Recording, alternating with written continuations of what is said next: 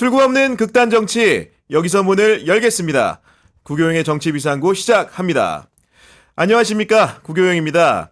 일반적으로 언론업계 종사자들에게 요구되는 덕목은 정론직필과 불편부당이란 말로 요약되는데요.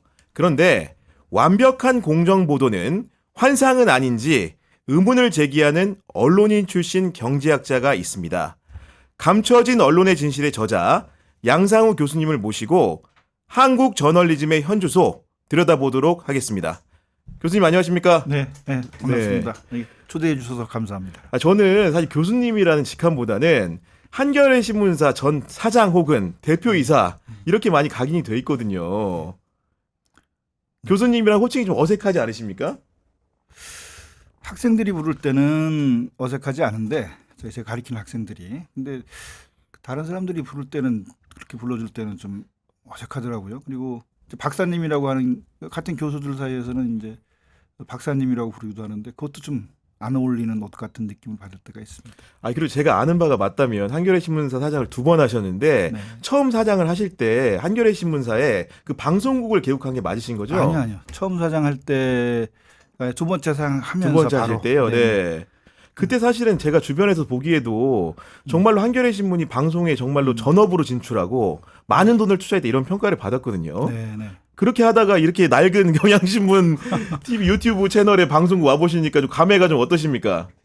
이런 그 식으로 말씀하시고 대화하는 게 유튜브 독자들을 크게 늘릴 것 같아요. 왜냐하면 그 투명하고 거짓 없이 가식 네. 없이 그 날 것을 그대로 얘기해 준다고 할 때 독자들이 또 구독자들이 좋아하지 않겠어요? 근데 말씀하시는 것처럼 이렇게 뭐 훌륭하고 그렇지는 않습니다. 네. 여기도 이곳에 와 보니 방송을 하기 아주 뭐 아담하고 마음 편하게 해주고 특히 진행자가 좋으신데 뭐 무슨 옷걸이가 중요하겠습니까? 네. 그리고 저는 좀 특이했던 게 그 언론인 출신의 뭐 정치학을 공부한다거나 사회학을 공부하는 사람들은 후에 많이 봤는데 언론사 사장을 하시고 경제학이라는 학문을 가지고 뭔가 그 공부를 하시고 가르치신다는 게 굉장히 이색적으로 느껴졌거든요. 제가 원래 언론계에 입문하기 전에 경제학 공부를 하고 싶어 했어요. 그리고 또 고등학교 시절 저 어린 시절에도 이제 수학을 좋아했는데 또 요즘 경제학은 수학 없이는 하기가 어렵습니다. 어려운데 처음 한겨레신문 사장을 마무리할 때쯤 공부를 더 해야 되겠다는 생각이 있었고요. 그래서 언론학을 해야지 내가 평생 언론계에 있었는데 이런 생각을 했었으나 네. 경제학자들이 언론을 연구한다는 이제 정보와 소식을 접하고 바로 경제학을 통한 언론 연구 이런 분야에 뭐 제가 제 연구 능력이 뛰어나지 않으니까 그래도 이제 석학들의 어떤 성과를 한국에 또는 주변에 좀 전하기라도 해야 되겠다라는 마음으로 경제학 공부를 시작했죠. 그 석학들의 학문적 성취를 이렇게 전해주시는 역할만 한 게 아니고 제가 좀 취재를 해보니까 그 정보경제학 분야의 권위적인 그런 학술지에도 이름이 실리는 일도 있었다고요? 사실 그 어떤 연구는 현실에서 벗어나 있으면 공허한 얘기가 되잖아요. 근데 제가 현실 언론인으로서 현실 속에 겪었던 어떤 뭐 통찰 또 인사이트 그러니까 뭐 어떤 경험이나 발상 이런 것들이 큰 힘이 됐던 것 같아요. 말씀하신 대로 인포메이션 이코노믹스 앤 펄리시라는 네. 정보경제학 분야에서는 뭐 제일 좋은 저널입니다. 근데 거기 실리긴 했는데 내용은 왜 경향신문이 대특종을 하는데 뭐 몇 달 그 해 내지는 시대를 바꿀 수 있는 특종을 해도 그럼 그 특종을 많이 하면 돈을 많이 벌어야 될 거 아니에요. 그렇죠. 그래서 기자들의 취재 지원도 더 되고 또 다른 투자도 더 하고. 근데 이 디지털 시대에는 그게 잘 안 됩니다. 이런 문제를 이제 사장 시절에 한겨레 신문이 아마 최순실 맞아요. 특종했을 특종했죠. 겁니다. 네. 때로는 뭐 서버가 다운될 정도였지만 그게 한겨레 신문사의 경제적 토대에 별 기여를 하지 못했어요. 이유가 뭐냐면 우리나라 국민이 7천만 명 갈까요? 그러면 한 4천만 명이나 3천만 명이 봤다고 하면 어마어마하게 본 거지 않습니까? 맞습니다. 근데 디지털로 뉴스를 공급할 땐 무료죠. 그냥 보죠. 그래서 그 수입을 얻는다면 디지털에 노출되는 그 컨텐츠에 붙는 광고입니다. 근데 광고는 페이지, 그러니까 1페이지 뷰당 네. 1원 정도 합니다. 그러니까 3천만 명이 봤으면 광고 하나 걸린 컨텐츠를 3천만 명이 봤으면 3천만 원인 거죠. 속된 말로 신문 일면에 하단 광고만 한 거잖아요. 사실은 특종을 근데 해도. 그렇죠. 근데 이렇게 그러니까 많은 사람들이 보더라도 그게 언론사의 수입으로 이어지지는 않았어요. 그래서 많이 답답했습니다. 그게 변화한 이제 시대상인데 제가 쓴 논문은 무엇이냐면 이런 언론의 수입 구조의 변화를 바탕으로 해서 언론을 포획하려고 하는 사람들이 있습니다. 정치 권력이나 경제 권력이나 이 사람들이 언론을 포획하는 게 더 쉬워졌다. 뭐 이런 주제의 논문입니다. 네. 근데 이게 이제 유력한 학술지에 실리게 된 이유는 원래 인터넷 시대가 되고 나니까 경제학자나 언론학자들이 좋아한 게 하나 있습니다.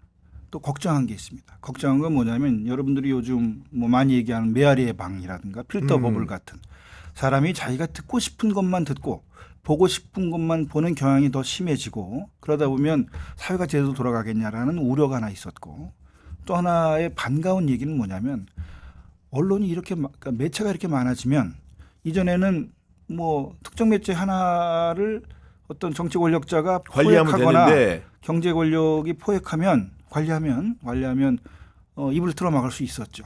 근데 이렇게 많아지면 이 모두를 틀어막으려고 들면 비용이 얼마나 많이 들겠냐. 이렇게 기하급수적으로 많아지게 되면 자신의 이익을 위해서 언론을 포획하는 데 드는 비용이 많아질 것이므로 언론의 포획은 점점 줄어들 거다. 반가운 소식이라고 생각한 거예요. 쉽게 얘기하면 이전에 10곳의 언론사를 10,000원씩 주고 10만 원씩 주고 10곳의 네. 언론사를 이렇게 입막음을 하려고 했다면 100만 원이지 않겠어요? 그런데 이 10곳의 언론사가 100곳이 되면 그 감당하기가 어렵지 않겠어요? 그렇죠.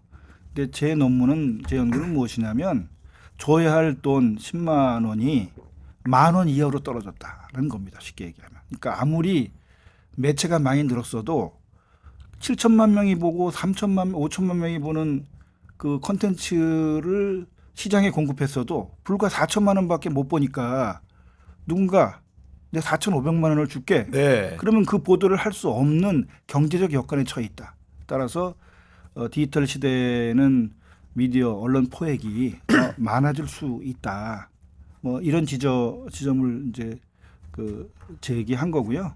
그 전까지 그런 논리로 이 문제를 바라보지 않았던 학자들에게 평가를 받은 거라고 생각합니다. 현실에 천착한 얘기를 이렇게 논문으로 써주셨기 때문에 학계에서도 반향을 일으켰는 게 아닌가 감히 좀 추측을 좀 해보는데요. 지난해 보니까 감춰진 언론의 진실이라는 제목의 책도 내셨더라고요. 네. 좀 어떤 내용의 책인지 좀 소개 좀 해줄 수 있습니까?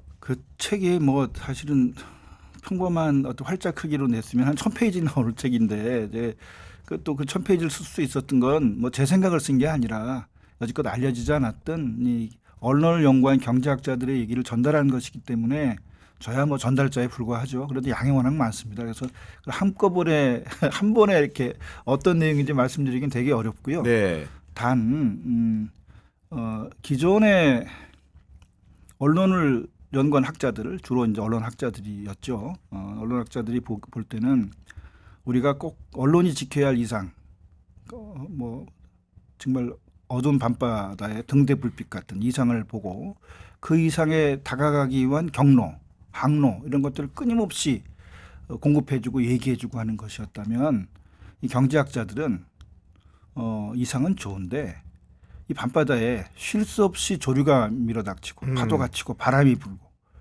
배에도 성능마다 다 다를 거 아닙니까? 그러니까 현실을 직시하자. 언론은 무슨 신도 아니고 언론인은 정말 훌륭한 사람만 모여 있는 것도 아니고 훌륭한 의사도 있지만 그렇지 않은 의사도 있듯이 언론도 훌륭한 언론인도 있지만 그렇지 않은 언론인도 있지 그렇죠. 않겠습니까? 네. 따라서 이런 현실을 직시하고 이상적인 것에서부터 시작하지 않는다. 왜 언론은 우리 사회에 생겨났을까? 왜 필요할까? 이런 문제를 현실로부터 시작한다 이렇게 보시면 되고요. 그러다 보니 좋은 얘기보다는 좀 가치 중립적인 얘기, 꼭 당위적으로 이렇게 해야 된다라는 얘기보다는 언론은 이럴 수밖에 없어라는 그런 관점도 많이 들어 있습니다. 그러니까 일단 말씀을 듣고 드는 생각이 미디어 현실을 경제학적 관점에서 보신 거잖아요. 근데 사실은 기자의 사명이라는 거를 저만 해도 윤리나 규범에서 출발하다 보니까 이거를 경제학적으로 해설을 어떻게 하지? 이런 사실 의문이 좀 들거든요. 사실 경제학으로 이렇게 연구하고 분석하는 분야가 많습니다. 근데 사실 경제학은 뭐 수요와 공급, 가격, 얼마나 저축할까 뭐 이런 거지 우리가 알지만 실은 선택에 관한 학문입니다. 내가 시장에 가서 어떤 물건을 살지 선택해야죠. 시장에 어떤 물건을 공급해야지 선택해야죠. 어떤 값에 사야지, 어떤 가격에 공급해야지 다 선택입니다. 그뿐인가요? 뭐 사실은 그 노벨상을 받은 분들의 업적 중에는 내가 아이를 낳아야 할까? 우리가 결혼을 해야 할까? 이것도 다 선택이죠. 그러니까 자기가 치러야 할 수고와 자기가 기대하는 효용 사이에 평가를 끊임없이 인간을 하게 됩니다. 이때 하는 것이 선택이잖아요. 네, 맞습니다. 그래서 선택에 관한 학문이라고도 부릅니다. 특히 민주주의에 관한 그 경제학, 민주주의에 관한 경제학 이론을 쓴 학자도 계신데 정치학 분야에도 많은 영향을 줬습니다. 선거에서는 중도층이 가장 중요하다. 이게 중위 투표자 정리 이런 거거든요. 네. 또 선거의 유권자 숫자가 많아지고 내가 거기에 미칠 그러니까 표차가 이미 10% 이상 나는 거예요. 다 그렇게 그렇대. 그러면 10%로 지고 있는 쪽 사람들은 투표율이 더 떨어집니다. 내가 해봤자 뭐 바꿀 수가 바꿀 없다고 수가 없으니까. 생각하니까. 그래서 그런 걸 정치인들도 많이 이용하고요. 이거는 합리적 무시라는 또 정리인데 이거 다 경제학자가 만든 거고요. 정치학에서도 주요한 게 쓰이죠. 그렇다면 경제학이 정치를 분석하고 정치학이 지대한 영향을 미치는데 뭐 정치와 언론이 얼마나 또 다르겠습니까? 언론을 분석하지 못할 이유가 없죠. 그래서 우리도 국외의 정치 비상구를 볼 것인가, 뭐 다른 걸 또 볼 것인가 네. 선택하게 되죠. 한겨레 TV 보면 안 됩니다. 한겨레 TV 얘기 자꾸 하지 마시고 그게 우리 후배들한테도 미안한데 그리고 독자들도 그렇다면 우리 우리 구경 기자님도 마찬가지입니다. 이번에 양상우 대표를 부를 건가? 이 사람보다 훨씬 훌륭한 사람들을 부를 건가? 근데 뭐 이유가 있겠죠. 저를 부른 데는. 그럼요. 네. 어쨌든 이런 선택을 하게 됩니다. 또 이 언론의 이 공급자와 소비자가 아닌 그 외부인 사람들이 있어요. 이런 걸 싫어하는, 이런 보도가 나는 걸 싫어하는 사람들이 있지 않겠어요? 이 사람들은 어떻게 관여해서 이 보도를 막거나 자기가 원하는 보도를 하게 할 것인가? 그럼 방법이 있겠죠. 거기도 선택이 들어가잖아요. 그래서 선택을 가장 주요한 핵심 고리로 하는 경제학을 통해서 언론 그 자체를 분석하거나 연구할 수 있고 사실 해왔고 많은 영향을 끼쳤고 제가 생각하기엔 뭐 앞으로 20년 안엔 이 언론 경제학 분야에서 노벨 경제학상 수상자가 나올 거다. 네. 이렇게 뭐 기대해 봅니다. 그 선택의 문제를 듣고 이 책의 내용을 곱씹어 보니까 주심이 봤던 대목이 벗어날 수 없는 굴레 미디어 편향이라는 부분이었던 것 같아요. 그게 무슨 네. 얘기냐면은 그 책에 보면 미디어 편향이라는 것은 소비자의 선택으로 만든다. 뭐 이런 취지의 내용이 나오는데 저는 이제 언론 공급자로서 소비자가 언론을 선택한다는 얘기를 감히 쉽게 받아들이기 어려웠거든요. 제가 말씀 어렵게 했나? 우리 진행자 말씀도 좀 어렵게 들리네. 네. 그러니까 언론이 편향적이라고 우리 욕하거나 불만을 갖죠. 사실 언론은 편향적이에요. 그 편향이 왜 생기느냐? 많은 이제 이 언론 수용자들은 저 기자가 문제야, 저 매체가 문제야, 저 언론사의 사주가 문제야라고 얘기합니다. 틀린 말은 아닙니다. 편향이 생기는 이유에서. 그런데 그것만 있느냐? 그렇지 않다는 거죠. 독자 없는 언론, 시청자 없는 방송이 뭐 어떻게 살아남을 수 있겠어요? 여기도 지금 아까도 말씀드렸지만 정치 비상구도 네, 구독자가 있어야 돼요. 맞습니다. 구독자가 있게 하기 위해서는 어떤 사람을 초대할 것인가 이러지 평소에 내가 꼭 그냥 광야에서 외치고 싶은 소리를 하기 위해서 우리 뭐 게스트를 초대하고 하지는 않지 않습니까? 그러니까 그건 엮여 있는 거죠. 따라서 언론을 만드는 사람, 언론을 소비하는 사람 모두 다 편향이 생기는 데는 관여하고 있다는 거고요. 그러면 독자가 거기 들어갈까? 독자가 주요할까? 이거는 경제학자들마다 좀씩 다른데요. 마치 닭과 달걀 같은 관계입니다.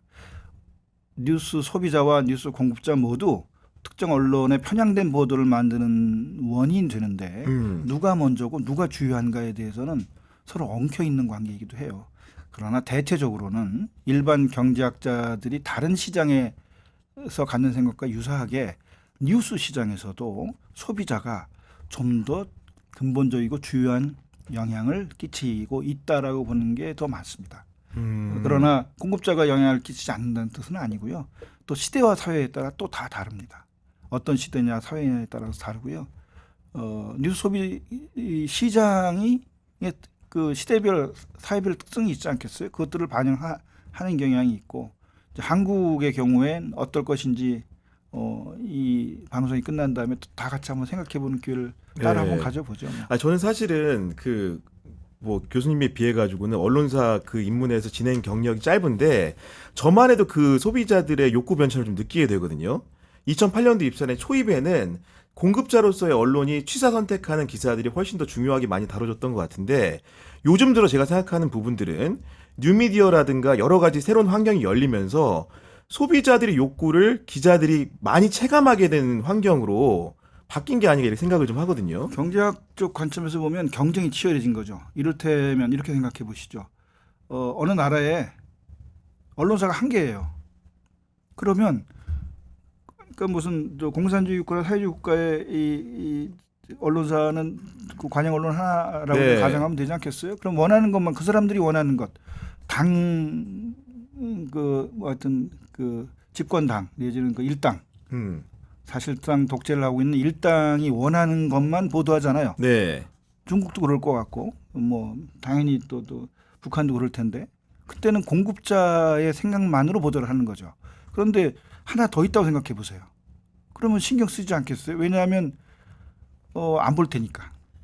소비자의 기대를 충족시키지 못하면 보지 않을 테니까. 근데 이게 좀 더 심해졌다라는 건 과거엔 10곳의 신문사가 서로 비슷한 보도를 해도 아무 문제가 없었다면 지금은 그걸 견제하는 또 내지는 또 다른 보도를 하는 더 많은 매체가 생겼기 때문에 경쟁이 치열해진 거고 치열한 경쟁 속에서 독자나 시청자의 눈을 사로잡기 위해서는 독자와 시청자가 무엇을 원하는지 무시하는 언론사는 문을 닫게 될 상황도 있겠죠. 네. 근데 그런 보도의 그런 기준을 정하는 문제에 있어가지고 사실은 언론사는 편집국이라는 별도의 뉴스룸에서 회의를 거쳐서 아젠다를 세팅을 하잖아요. 근데 저희가 이제 2010년대 초반 이후로부터 보면은 뭐 레이더 데스크도 두고 해가지고 다양한 국민들이 원하는 내용들, 우리 뉴스 소비자가 원하는 내용들 찾자고 했지만 결국은 그 획일된 시스템을 바꾸는 데는 실패했다고 좀 보여지는데 그런 경험을 좀 많이 해보시지 않았습니까? 그건 뭐 저도 스스로 느꼈죠. 이를테면 독자만 변하는 게 아니라 그 기자도 변합니다. 라이프 자신의 인생이 바뀌고 나이가 들어가면서 아이가 없다가 아이가 생기고 아이가 대학을 가고 하면 다 관심사가 바뀌어요. 그걸 본인은 생각하지 못하지만 다 바뀌고 있는 겁니다. 제 전직자 전 그 한겨레 신문에 처음 이제 입사해서 보니까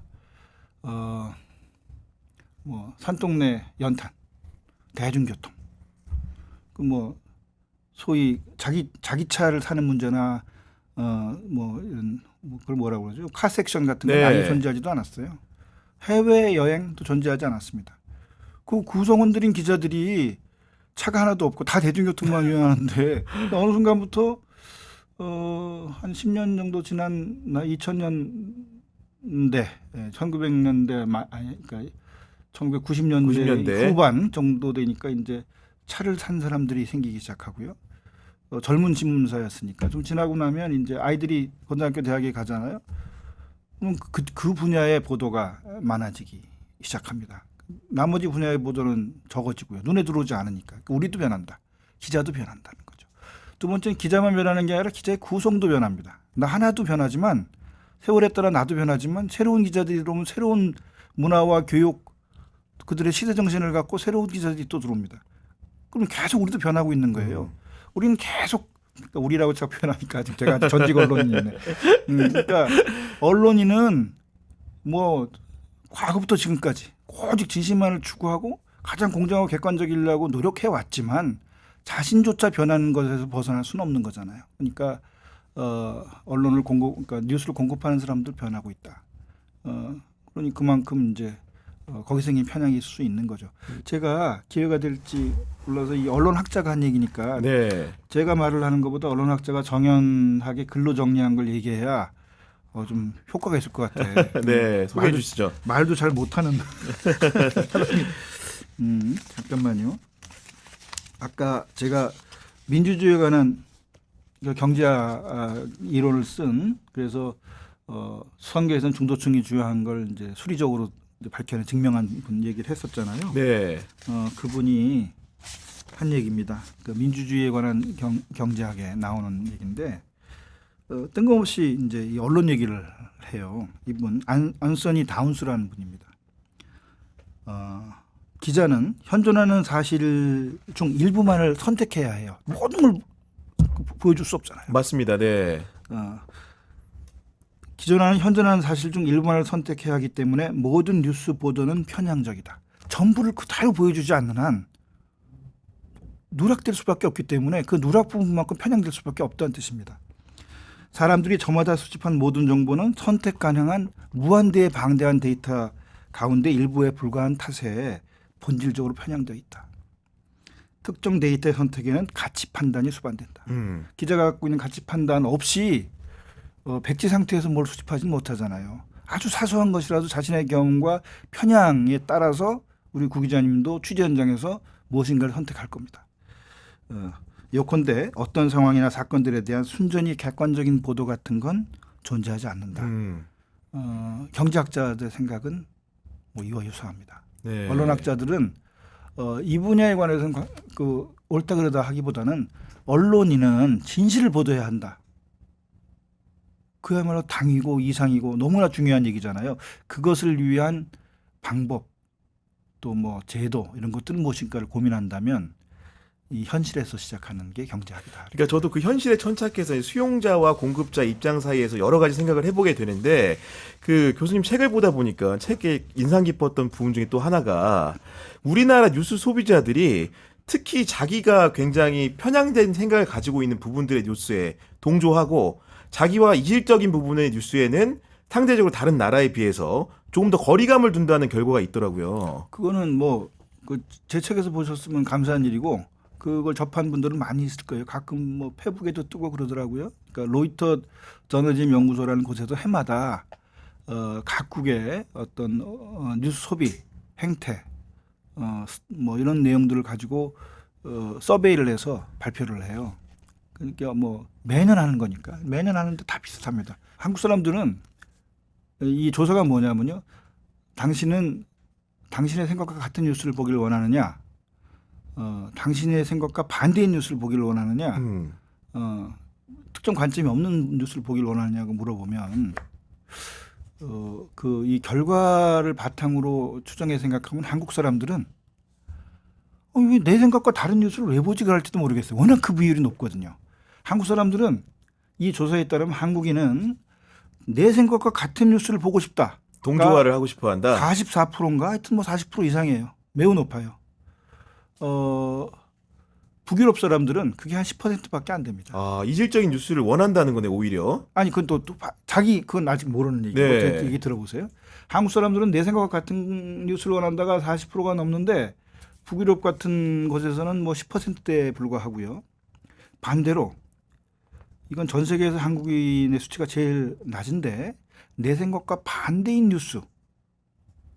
그 경향신문 독자가 중앙일보 기사를 원치 않는 거죠. 보고 싶은 생각이 나는 없어요. 이거 조선일보 독자는 한겨레신문 보고 싶지 않은데 이렇게 생각할 수 있다는 그런 취지입니다. 그러니까 근데 내 생각과 반대인 뉴스를 보고 있다는 사람은 한 4%인가? 굉장히 낮네요. 너무 예. 적죠. 그러니까 아까 처음에 말씀드린 것처럼 한국에서는 아니 내 생각과 다른 뉴스를 왜 보지? 라는 생각을 할 법도 하다는 말씀을 그래서 드린 거고요. 근데 지금 말씀드릴 때 북유럽은 그게 내 생각과 같은 뉴스를 보겠다는 사람들보다 내 생각과 반대인 뉴스를 보겠다는 사람 그 답변이 더 많습니다. 이분들은 이 나라 사람들은 나는 내 생각이 있는데 너는 어떤지 궁금하고 보려주는 그런 어떤 소비 행태를 갖고 있는 거죠. 이렇게 크게 나라가 다른데 동일한 어떤 해법을 적용하기는 어렵지 않겠어요? 쉽게 얘기하면 한국은 양극화가 언론 소비의 양극화, 정치의 양극화가 모두 심한 쪽이고요. 북유럽은 그만큼 양극화가 덜한 쪽이고 한국이 가장 극단적인 쪽에 있고요. 이 금방 말씀드린 북유럽은 그 반대편에 있는데 한국과 유사한 나라들이 뭐 미국도 민주당 공화당도 난리 아니지 않습니까? 네. 가짜 뉴스 뭐 난리치고 하는 것도 다 미국이 시발점이었고 그런 나라들이 꽤 있습니다. 한국 같은 나라들이 브라질도 좀 그럴 수 있고요. 다 그거 보니까 사법 리스크라는 얘기가 계속 언론 지상에 나오는 나라들이네요. 예. 아니 그러니까 미디어 양극화 말씀을 해주셨는데 극단적으로 제일 드러난 때가 얼마 전 있었던 4.10 총선 국면이었던 것 같아요. 네. 그 미디어 양극화의 원인은 좀 뭐라고 보십니까?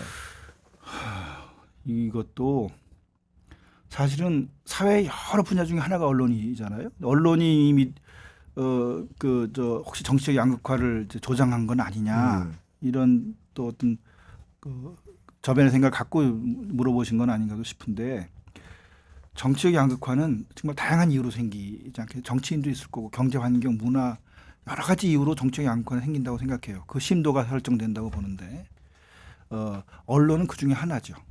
정치적 양극화를 심화시키는.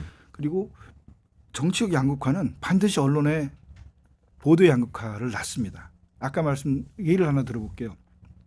종로거리에 사람들이 종로거리의 초입과 제일 끝부분에만 많이 몰려 있으면 거기에 가게를 열려고 하는 사람은 가운데 가게 열면 장사가 안 되겠죠. 그렇죠. 당연히 초입과 끝부분에 열지 않겠습니까? 그러면 좌파 소비자가 많이 있고 우파 소비자가 양극단에 몰려 있으면 거기 가서 좌판을 열어야 물건이 팔릴 거예요. 거기 열게 됩니다. 근데 문제는 여기에만 또 가게가 있으면 그 가운데로 가려고 했던 가운데에 살려고 했던 종로거리 중간쯤에 살려고 했던 사람도 살기가 어려워지지 않겠어요. 거기 가면 아무것도 물건을 살 데가 없는데. 네. 그렇죠? 그래서 정치적 양극화는 언론의 양극화를 만드는 더 근본적인 원인 측면이 있는데 이 정치적 양극화를 심화시키는 데에는 또 언론이 관여한다. 뭐라고 설명해 드릴 수 있을 것 같고요. 이미 정치적 양극화가 심각한 상태에서 총선을 치렀고 그 총선 국면에선 언론이 정파적 보도를 했을 가능성이 매우 높다. 그런데 꼭 이게 요즘의 일만은 아닙니다. 200년 전 근대 언론이 근대 신문이 처음 생겨나던 시절에는 지금보다 더 훨씬 사나운 정파적 언론들만 존재했어요. 그러니까 미국도 마찬가지고 뭐 유럽도 마찬가지입니다. 지금 그런데 한 100여 년 전 이전부터 언론의 탈정파성이 참 중요하다라는 의식과 생각들이 싹트고 그래서 많이 정파적인 성격에서 벗어나려고 애썼는데 불행하게도 요즘 200년 전의 모습이 다시 한국 언론에서 좀 보이는 측면이 있습니다. 근데 소비자들은 그런 요구도 있는 것 같아요. 예를 들면 뉴욕타임즈 같은 경우에는 물론 기사를 통해서 특정 후보를 지지한다고 나타내지는 않지만은 뭐 사설을 통해서 예를 들면 특정 후보에 대한 선호를 표명하기도 하잖아요. 그에 반면에 예를 들면 한겨레 신문이나 경향신문에 대해서 소비자들은 그 정체성이 예를 들면 뭐 진보 진영에 있는 사람들이면 우리와 비슷할 것이라고 생각을 하는데 우리만큼 표현이 되지 않는 부분에 대한 불만을 또 표출하기도 한단 말이에요. 그 불만이 있죠. 불만이 있는데 이게 우리 진행자님이 우리 그 기자님이 주신 말에 정답을 드리기 전에 네. 한국 언론에 대해서부터 좀 이해를 할 필요가 있습니다. 처음에 이 시작하실 때 보니까 제가 기억은 안 나는데 그 불편부당 정론직필 네. 이런 말씀하셨잖아요.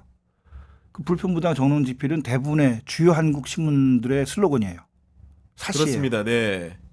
그렇다면 우리보다 역사가 깊었거나 금방 뉴욕타임즈 얘기했으니까 뉴욕타임즈의 사실은 뭘 것 같으세요? 보도할 수 있는 모든 뉴스를 보도한답니다. 아, 그리고 워싱턴 포스트는 민주주의는 어둠 속에서 죽는답니다. 제가 르피가로는 뭐더라? 비판할 수 있는 자유가 없는 한 진실은 존재하지 않는다. 뭐 이런 유의 것들. 네. 한국 언론들과는 많이 다르지 않습니까? 그 사람들은 불편부당, 정론직필 이런 얘기 하지 않습니다. 저는 그래서 정론직필, 불편부당을 많이 강조하는 한국 언론의 사실이 일제시대가 100년 전부터 시작된 사실인데 네. 이게 떳떳하지 못하니까 오히려 과장하는 게 아닌가 싶고요. 불편부당 정론직필 보다 또 다른 가치를 추구하고 관점을 다시 가져보는 것도 언론인이나 언론 소비자 모두에게 중요하겠다 이런 말씀을 드리고요. 금방 뉴욕타임즈 말씀하셨어요. 뉴욕타임즈는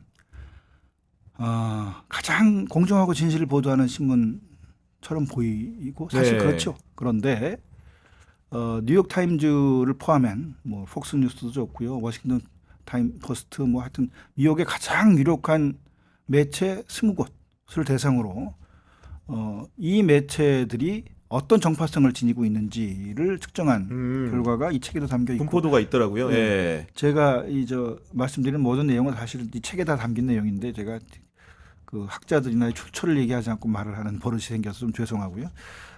그런데 뉴욕타임즈가 가장 좌파입니다. 그러니까 성향 분류상. 네. 네. 그리고 우파 경제학자들도 뉴욕타임즈를 많이 연구했습니다. 맞아요. 이 사람들은 분명히 팩트를 보도하는 데 있어서는 편향되어 있지 않다. 한국 언론은 팩트를 보도하는 뉴스에서도 과장과 논리적 비약 같은 것들이 계속 보여서 지탄을 받는 측면이 있지 않습니까?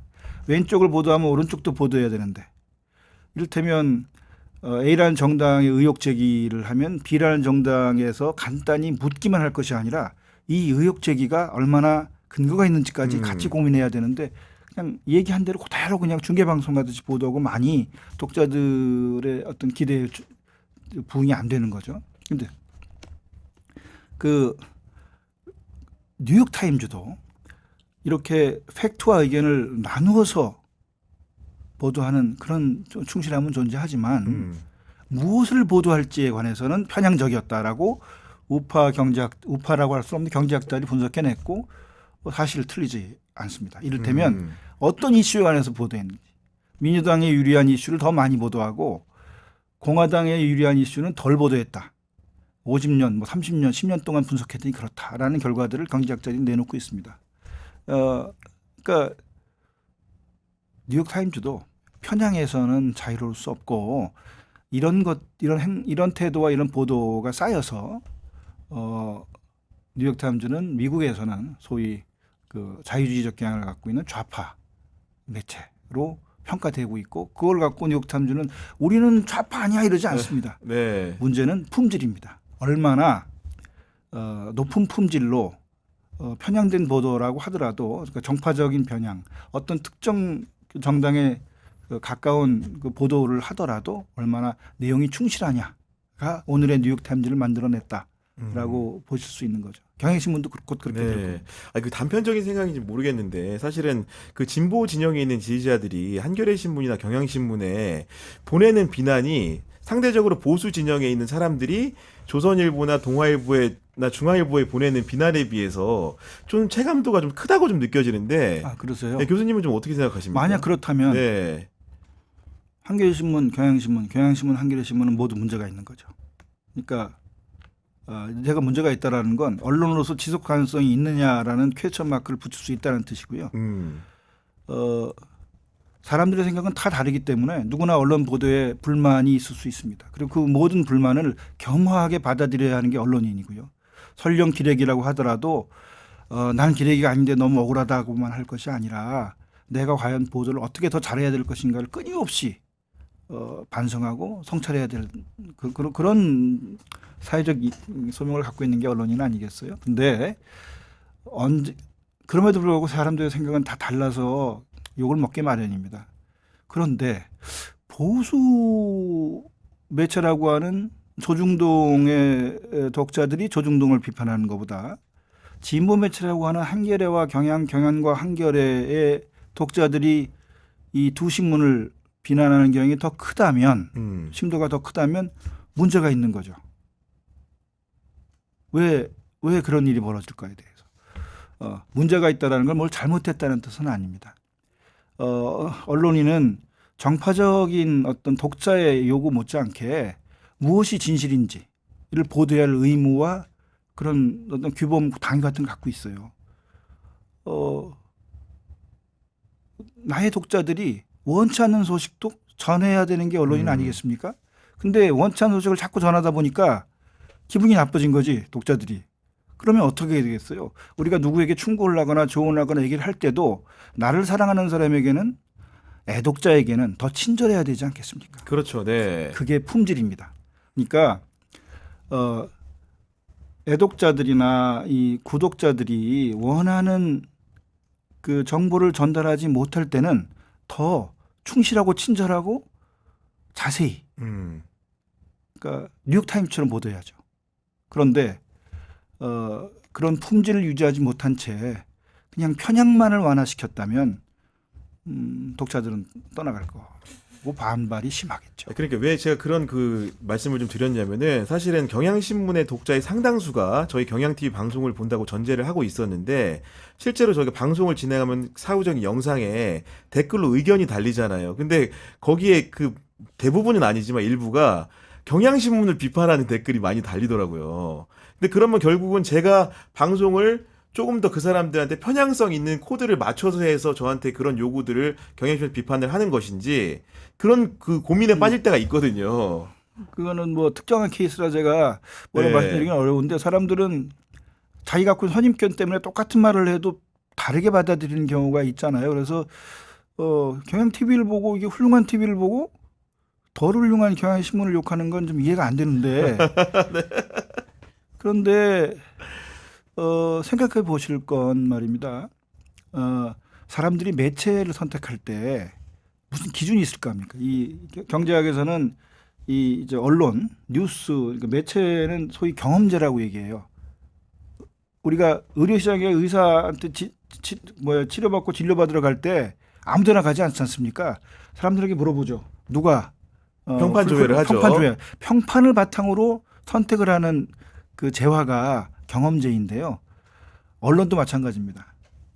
어느 신문이 진실을 보도한데 어느 방송이 정말 좋대.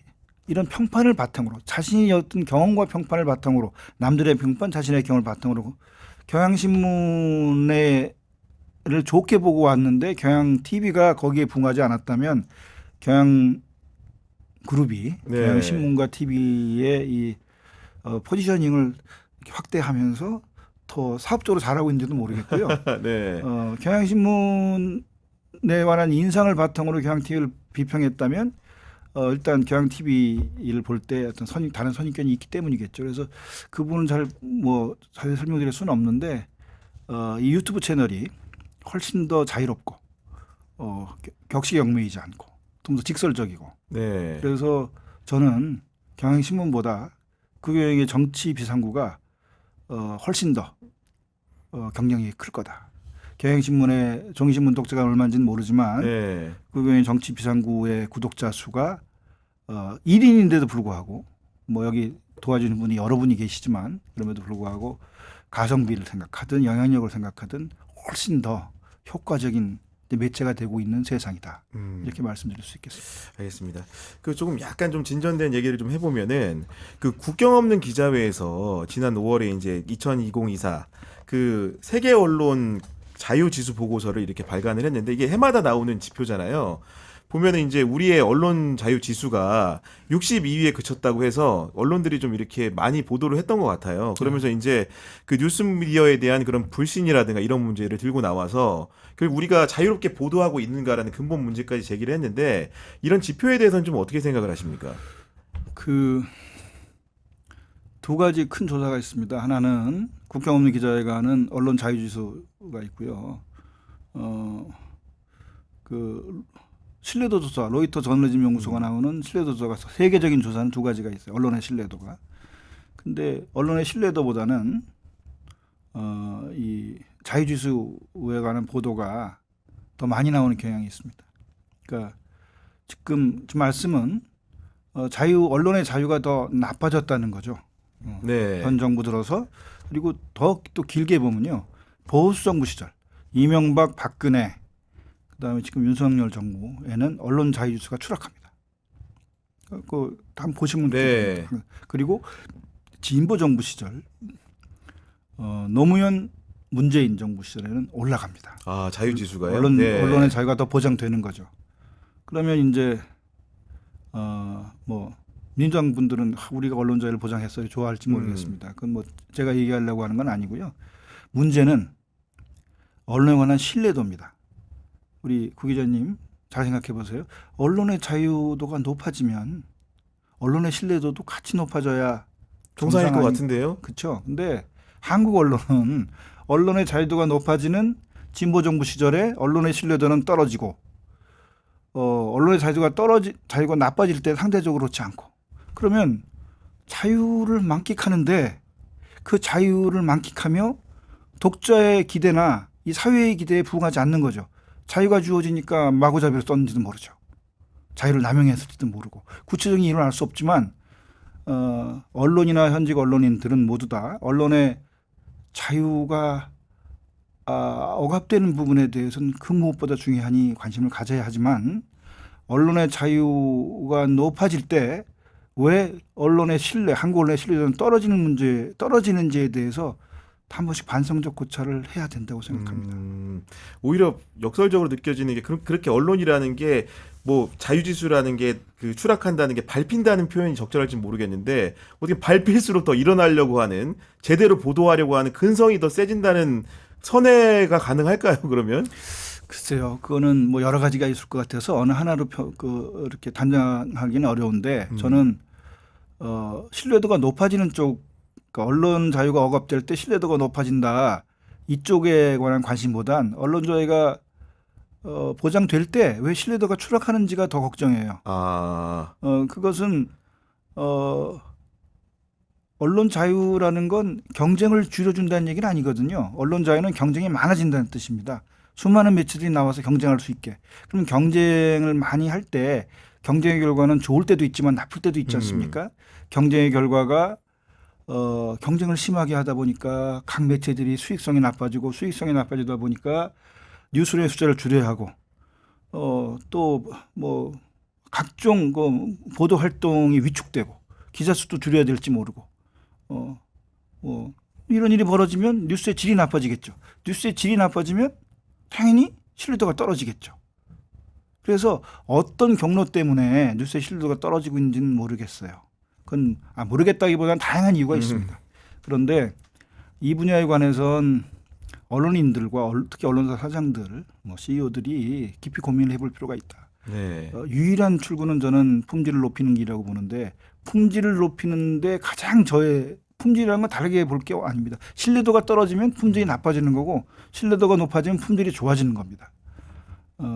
저 같은 사람을 이렇게 불러주신 게 국영의 정치 비상구의 신뢰도를 높이는데 좀 네. 도움을 좀 드렸으면 좋겠는데. 아니 좀 이렇게 단도직입적으로 하나 좀 여쭤보고 싶은 게 그 사실은 보수 정부 집권 기에도 한겨레 신문사 사장을 하셨잖아요. 네. 근데 그러면서 사실 저도 이제 그 시기에 직장을 다녀서 이제 알고 있는 바인데 좀 이렇게 그 미디어 포획이란 말씀하셨는데 그 정부 권력이나 자본 권력으로부터 약간 포획의 정도가 그때 좀 더 셌던 거 아닙니까?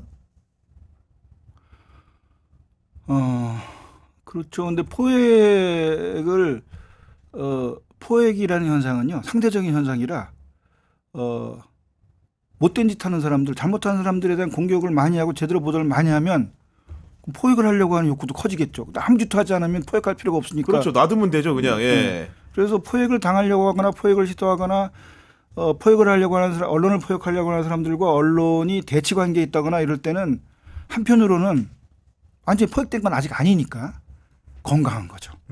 포획되고 나면 누가 포획된지 알 수 없으니까 속병이 들어있고 성인병이 깊이 든 거지만 포획을 시도하는 자들과 포획당하지 않으려고 하는 언론 사이에 갈등이 고조될 때는 전체 사회적으로 볼 때는 아직은 문제가 되지 않는 상황인 거죠. 네네.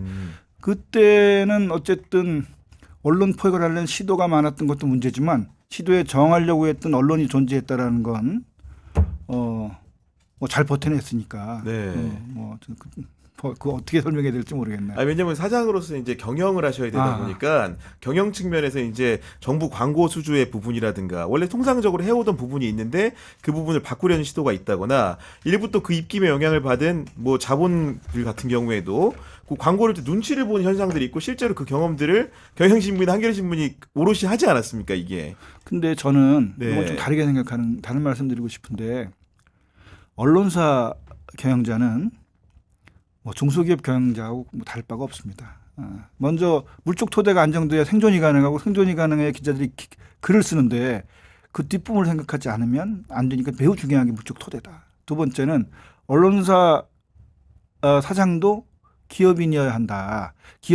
어떤 기업인이 정치에 감나라 배나라 하면서 심각히 끼어들어요. 나는 민주당이 돼도 좋고 국힘당이 돼도 좋아 이런 사람들이 있을 거고요. 둘 다 싫어할 사람이 있을 거고요. 그럼 어떻게 거기서 우리는 생존해야 할 것인가 생각할 거고 그 생존은 기업으로서 생존이 우선이고 그게 뭐 같이 붙어 있는 거지 뭐 같이 연결되어 있는 거지만 그래야 기자들이 올바른 기사를 쓰고 진실을 보도할 수 있잖아요. 돈이 없고 월급이 안 나오는데 뭐 미국의 어떤 연구 중에는 처음에 포획이 들어올 때 제일 먼저 포획에 백기를 드는 사람은 언론사 경영자나 사주고요. 두 번째, 언론사의 기자 구성원들도 또 손을 들게 된다. 100년의 역사 속에서 뭐 연구를 해보면. 네. 왜 그러냐면 광고나 언론의 수입에 문제가 생길 때 손을 들고요. 언론 CEO는. 기자들은 자기 월급이 반토막이 나거나 월급을 안 준다고 할 때 손을 들어요. 그게 인간이라 여기서 먹고 살고 살아야 되는데 어떡하겠어요. 그러니까 기자들에 대한 처우는 가능한 한 최대한 뭐 언론사 지켜야 된다. 네. 올려야죠. 경찰관 처우 올리는 건 되는데 기자는 굶어도 되고 어렵게 살아라 이러면 안 되잖아요. 그러니까 그래서 그게 제일 중요하고요. 두 번째는 정치적인 문제에서는 벗어나야 됩니다. 정치적인 문제에서 억울하다고 생각하기 시작하면 물론 광고 탄압을 하는 어떤 특정 기업이나 광고 탄압을 하는 특정 정권의 부당성은 알려야 되겠지만 그거에만 화를 내면 다른 당편 드는 길 밟고 뭐가 있겠습니까? 근데 그렇게 해서는 언론사는 또 생존할 수 없습니다. 언론사는 생각보다 많은 수입원이 있어요.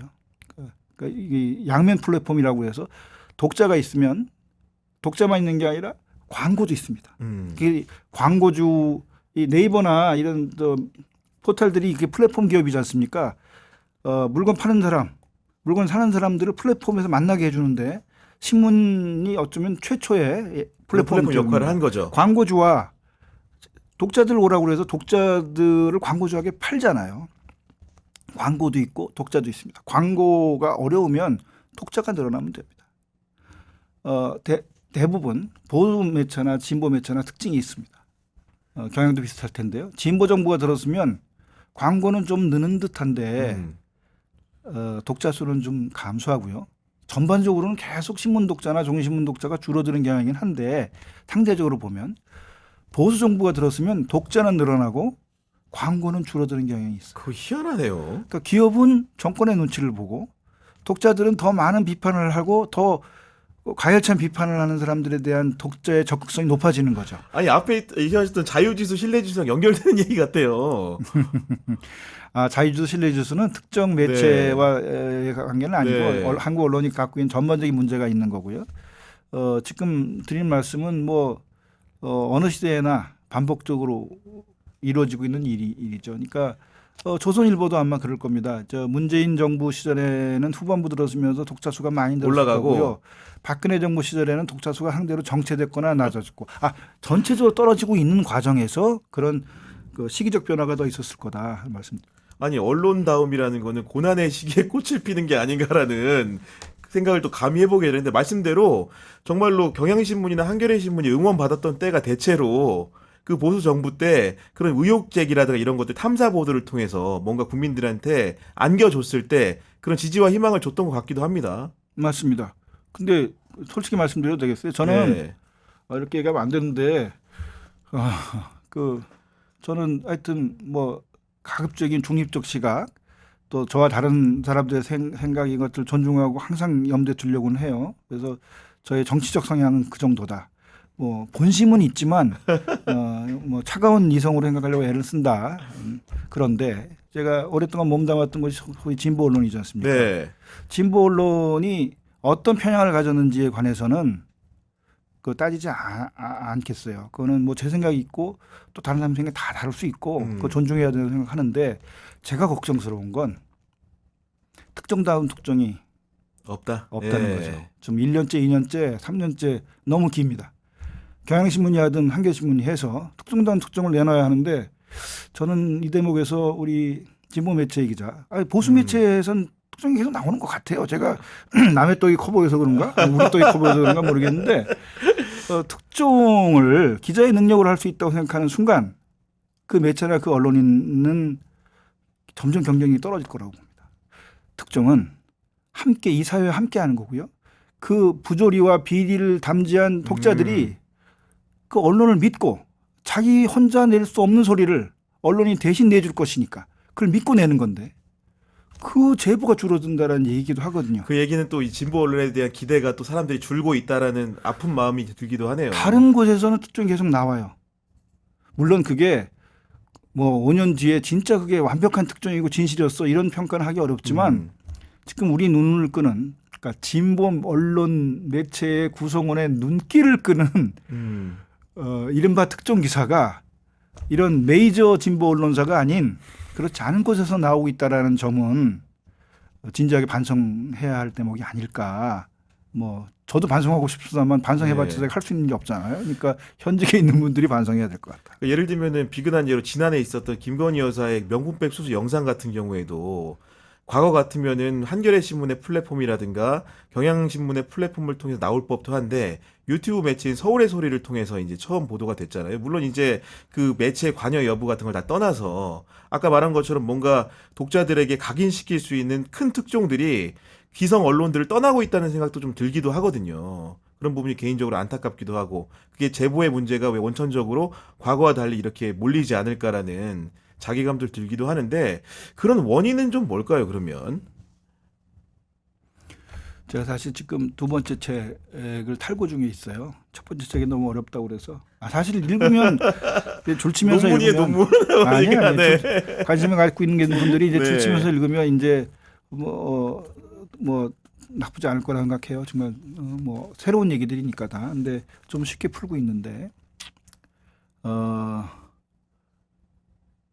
그 책의 내용은 이제 이렇게 홍보해도 되나 모르겠는데 한국 언론이든 언론의 어두운 그늘을 보여주는 겁니다. 이게 참 맨날 언론 욕하지만 오늘만 그런 게 아니고 10년 전에도 그렇고 200년 전에도 그랬다는 얘기. 또 언론에 대한 큰 기대를 가졌던 그렇지만 훌륭하고 유명한 그 앞에 있었던 분들도 얼마나 실망했는지 이런 것들 보여줍니다. 그렇기만 하는데 너무 어둡다라는 초고 읽은 분들의 얘기에 따라서 해법도 내놔야 되지 않겠냐. 근데 사실은 시대와 사회에 따라 다 다르고 뭐 경향신문 해법이 다르고 한겨레신문 해법이 다를 테인데 함부로 얘기하기는 쉽지 않죠. 그러나 가장 보편적인 것 중에 하나 언론인들이 겸손했으면 좋겠습니다. 그리고 선배 언론인들에 비해서 지금 젊은 언론인들이 겪고 있는 어려움을 너무 비관하지 않았으면 좋겠습니다. 겸손해진다면 자기 성찰이 가능해집니다. 그 책의 시작은 언론인에게 진실은 무엇인가를 언론인에게 물어봤는데 언론인이 잘 대답하지 못한다는 걸로 시작합니다. 그러니까 자기 언론에 관해서 정말 잘 알고 있는 것 같아도 가장 모르고 있는 분야가 언론인도 언론을 모르고 언론 수용자도 언론을 모르는데 문제는 가장 잘 안다고 생각하는 상대적으로 이런 문제가 있는데 좀 겸손해졌으면 좋겠어요. 보도하고 나면 무조건 원래 그런 거지 이러지 않았으면 좋겠고 과거와는 달리 과거에 선배 기자들이 기사를 쓸 때는 그걸 보고 품평할 수 있었던 사람이 2사람, 3사람에 불과했으면 지금은 10,000명이에요. 그러니까 엄청난 사람들이 여러분의 기사를 품평하고 있다. 그럼 품평하고 있으면 함부로 쓰면 안 되겠죠. 그리고 나서 품평한 사람들의 얘기를 어쨌든 다 귀담아 들으려고 애쓰고 그 다음 단계 더 나은 기사를 쓰려고 해야 되는데 안타깝게도 한겨레와 경향은 그런 뒷심이 좀 딸리지 않느냐. 물론 이제 경제적으로나 뭐 어떤 여러 여건이 부자신 분들에 비해서 얼마나 어렵겠습니까? 뭐 이땐 정신력 하나밖에 없는데 그걸 뭐 강조할 수는 없고 경향신문 사장님하고 한겨신문 사장님이 앞장서서 좀 열심히 좀 해봤으면 좋겠어요. 이런 네. 문제의식을 갖고. 그리고 이제 말미로 이제 마지막 질문 드리고 싶은 게 어쨌든 시대는 변하잖아요. 저도 이제 그 산업부에 이제 출입을 하면서 인공지능 시대가 열린 걸 눈앞에서 목도를 했는데 그러면서 드는 생각이 저희는 또 이제 한겨레 신문, 경향신문 특성이 진보 언론 특성이 사원 주주 회사잖아요. 사람의 노동력을 굉장히 중히 여기는 그 고용 문제도 뭔가 다른 회사와 달리 유연하지 않은 그런 형태를 띠고 있는데 그 기자 노동이라는 것도 뭔가 대체될 수 있다. 이런 관측들이 많이 나오거든요. 그 실제로 이제 그 사장도 재임을 해보셨으니까 좀 그런 미래에 대해서는 좀 어떻게 생각을 하시는지 궁금합니다. 그 사실은 미래를 전 잘 얘기를 안 하려고 해요. 워낙 변화무쌍해서 1시간 뒤도 모르는 나의 인생과 관련해서 1시간 뒤도 모르는데 어떻게 알겠습니까만 정답은 얘기할 수 있죠. 소위 인공지능이 지금보다 크게 더 영향을 미칠 거다. 그리고 제가 이거 우리 이제 경향신문 사장님하고 또 이거 보는 한겨레신문 우리 후배들은 그 사장님들한테 좀 보라고 좀 해주세요.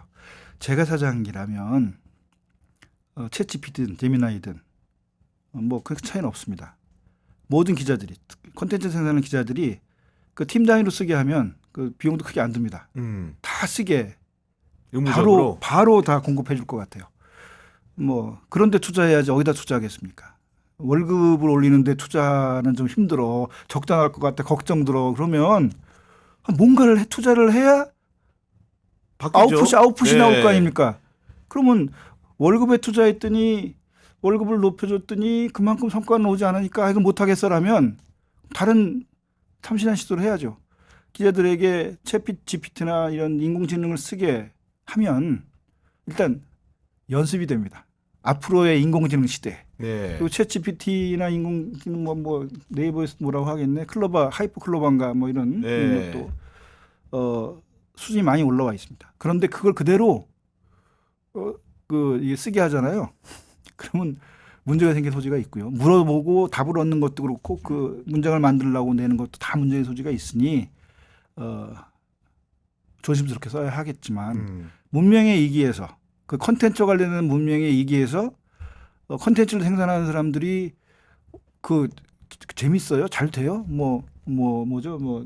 기업 홍보실에서는 다 챗 GPT 쓰고 있을 텐데 네. 그 사람들한테 효과가 있어요? 이런 거 묻고 있으면 되겠어요? 경향과 한겨레가 챗 GPT든 인공지능 그 기자들이 활용할 수 있도록 전면적으로 이렇게 지원을 해줬으면 좋겠고 만약 네. 그런 일이 벌어지면 우리 구피디나 이저 CP님이나 다 이게 밥 한번 사주셔야 되는데. 지금까지 한국 언론의 과거, 현재, 미래를 객관적인 시선으로 토봐본 시간이었습니다. 특히 언론사 경영자까지 하셔서 그런지 정말로 생동감이 있는 이야기 많이 들을 수 있었는데요. 교수님 어쨌든 간에 비상구 첫 출연하셨는데 좀 소감이 좀 어떠십니까? 미안합니다. 뭐 말씀을 잘 드리고 차분하게 이해할 수 있게 이렇게 풀어 설명해 드려야 되겠는데 생각보다 이 언론계 현안에 관한 질문이 많으셔서 제가 약간 흥분했던 것 같아요. 그래서 말이 엇갈리고 섞였는데 잘 이해해 주시기 바라고요. 초대해 주시고 말할 수 있는 기회를 주셔서 감사드립니다. 저는 근데 놀란 게 그 방송을 전에도 좀 많이 해보셨나요? 아니 몇 번 했죠. 왜냐면은 저희 이제 보통 이제 대화할 때 저 같은 경우에도 초보라서 카메라를 보면서 말하는데 아직 익숙하지가 않은데 교수님은 계속 이제 카메라를 응시하고 얘기하시더라고요. 이거 몰래 카메라 아니 정말로 이런 게 더 조회수가 높아지는 거 아니에요? 아니 보통 카메라 안 끈 것 같은데? 아니 마이크를 보라면요. 네. 마이크 뒤에 카메라 자연스럽게 놓고. 보신 거예요? 아니 마이크를 보라고 해서 마이크 그다음에 카메라가 저기 있으니 네. 그렇다고 뭐 여기 책상을 좀 바꿔야 돼요. 이 책상을 보기가 어려워. 알겠습니다. 형편이 좀 힘들어 보여서. 구경의 정치비상구는 월요일 오후 4시에 여러분 찾아뵙도록 하겠습니다. 경향TV 구독, 좋아요, 팟빵에서도 많은 청취 부탁드립니다. 긴 시간 시청해 주셔서 감사합니다.